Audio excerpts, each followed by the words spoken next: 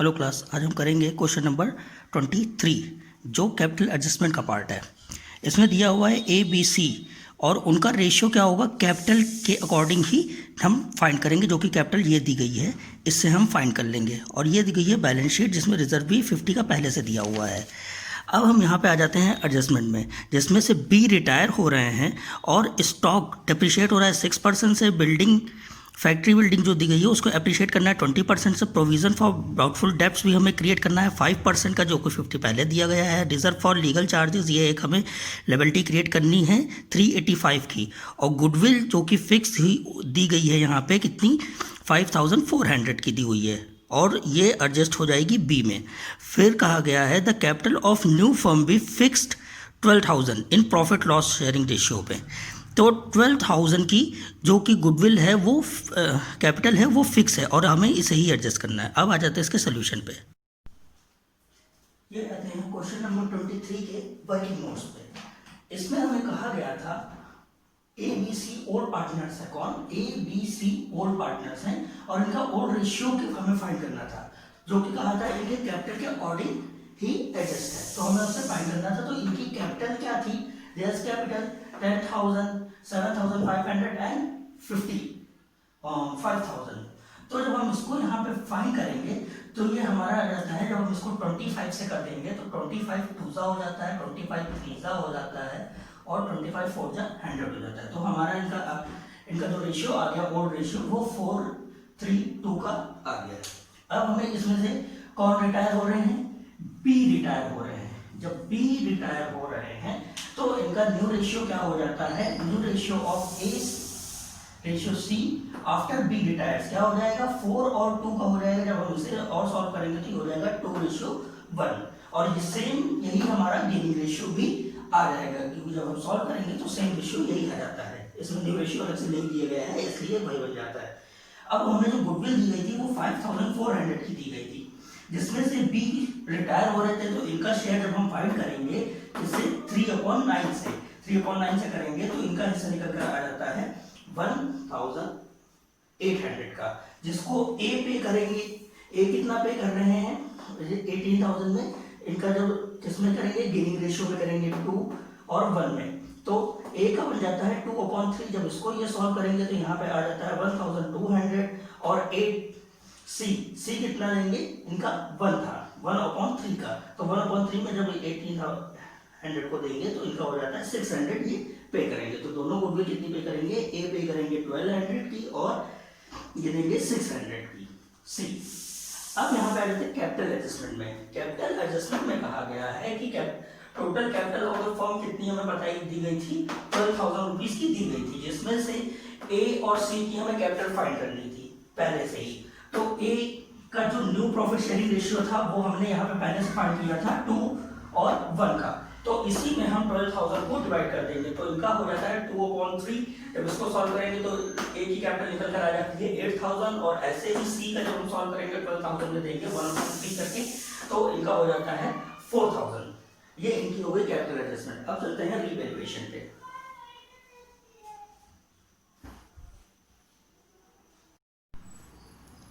तो हम आ जाते हैं रीवैल्यूएशन पे। रीवैल्यूएशन में हमें स्टॉक पे कहा था कि 6% का डेप्रिसिएशन लगाना है। तो 6% का डेप्रिसिएशन 4,000 का दिया गया था और इसका हमने यहाँ पे जब डेप्रिसिएशन लगाया तो आ गया 240 स्टॉक पे हो गया। फिर प्रोविजन फॉर बैड डेट जो कि हमें डेटर्स दिए गए थे 2,500 के। 2,500 पे हमें 5% का प्रोविजन करना था, जो कि आ गया 125 और 50 रुपीज पहले से ही उसमें दिया गया था। तो इसको हम इस रिजर्व को लेस कर देंगे और अब हमें करना है 75 यहाँ पे ट्रांसफर कर देंगे। और यहाँ पे रिजर्व फॉर चार्जेस एक हमें लेबिलिटी क्रिएट करनी थी और एल प्लस इधर से होता है तो 385 की लेबिलिटी यहाँ से हो जाएगी। और एक और पॉइंट कहा गया था कि बिल्डिंग हमें कितने से 20% से बढ़ानी थी, जो कि बैलेंस शीट में हमें 12,500 की दी गई थी। 20% अब इसका बढ़ा देंगे हो जाएगा 2,500, जो कि यहाँ पे आ गया। अब दोनों साइडों का जब हम बैलेंस करेंगे हमारे पास बैलेंस आ जाता है 1,800 का। तो ओल्ड पार्टनर्स में ओल्ड रेशियो में जो कि हमने फाइंड किया था 4:3:2 का, उसमें हम डिवाइड कर देंगे तो ए का हो जाता है 800, बी का 6 और सी का 400 और यही प्रॉफिट हम यहाँ पर ट्रांसफर कर देंगे। बस ये हमारा रिवैल्यूएशन कंप्लीट हो गया है।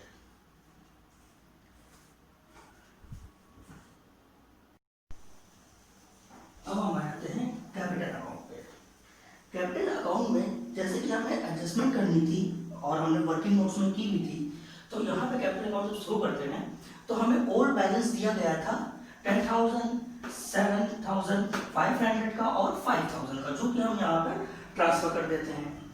देन हमें रीवैल्यूएशन में प्रॉफिट हुआ था, जो कि हमारी कैपिटल को इंक्रीज करता है। अगर कैपिटल को इंक्रीज करता है तो यहाँ पर हम रीवैल्यूएशन के प्रॉफिट को ट्रांसफर कर देंगे 800, 600 और 400 पे। फिर हमने यहाँ वर्किंग नोट में गुडविल निकाली थी, क्योंकि बी रिटायर हो रहे थे और बी की गुडविल को ए और सी पे कर रहे थे। कैसे? 12,100 में और 600 में। ए कितना दे रहे थे? 1200 दे रहे थे और सी दे रहे थे 600। ये तो हो गई इंक्रीज की बात। अब दूसरी साइड में आ जाते हैं, तो ए किसको दे रहे थे? बी को दे रहे थे, तो ए के बीस कैपिटल यहाँ पे डाल देंगे 2 बीस कैपिटल। ए कितना दे रहे थे? 1200 दे रहे थे और सी इनको कितना पे दे रहे थे? गुडविल का 600 दे रहे थे। तो ये इनके में से इतना ही अमाउंट कम हो जाती है। फिर अब हम आ जाते हैं बैलेंस पे। ये सारा टोटल हो गया। जब हम इसका टोटल कर लेते हैं तो यहाँ पे अब हम देखते हैं इनका आ रहा है 99, इधर कोई अमाउंट की लेस नहीं हो रही है, तो इनका ये पूरा पूरा पैसा हम यहाँ पे ट्रांसफर कर देंगे और इसमें दे देंगे टू लोन अकाउंट में, इनके पैसे को ट्रांसफर कर देंगे। अब हमने वर्किंग नोट में ही हमने उनकी कैपिटल को फाइंड किया था, जो कि ए की फाइंड हो रही थी कितनी? 8,000 रुपीज हो रही थी और सी की कितनी हो रही थी? 4,000 रुपीज हो रही थी। ये तो हमने पहले ही फाइंड कर लिया था। अब जब हमने इसका टोटल किया तो इस टोटल में से इनके इस टोटल को, यानी ये टोटल मिलाकर जब इसमें से हमने लेस किया तो हमारे पास आ गया 16, यानी 1,600 रुपीज। इनका ज्यादा हो रहा था, तो ये जितनी कैश या इस फॉर्म से निकाल कर ले जाएंगे। इधर का मतलब होता है कैश लाना। अगर इधर बैलेंस आता है, अगर इधर बैलेंस आ जाता है कैपिटल एडजस्टमेंट में, तो इसका मतलब है ये इतनी कैश यहाँ से फर्म से निकाल कर ले जाएंगे, जो कि हमारी कैश अकाउंट से कम होगा। सेम एज बी का जब हमने टोटल किया ये हो गया, और उसमें से हमने जब 600 और ये वाली अमाउंट हमने लेस की उसमें से, तो हमारे पास बैलेंस आ गया कितना? 800 का। 800 रुपीज सी का भी ज्यादा हो रहा था फर्म में, तो ये भी 800 रुपीज निकाल कर ले जाएंगे। यही थी हमारी कैपिटल एडजस्टमेंट। देन अब आ जाते हैं कैश अकाउंट पे। यहीं पे कर लेते हैं कैश अकाउंट।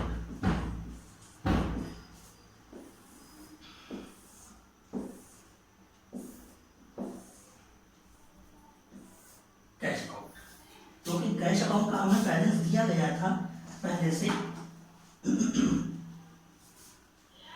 कितना दिया गया था? यहाँ पे हम डाल देंगे टू बैलेंस, क्योंकि हमारा पहले का बैलेंस इन्होंने बुक में दिया गया था 2,750 का दिया गया था, और यहाँ से कैश निकल कर जा रही थी। कौन कौन ले जा रहा था? बाई एस कैपिटल अकाउंट, क्योंकि ये निकाल कर ले जा रहे थे, और सीज कैपिटल अकाउंट।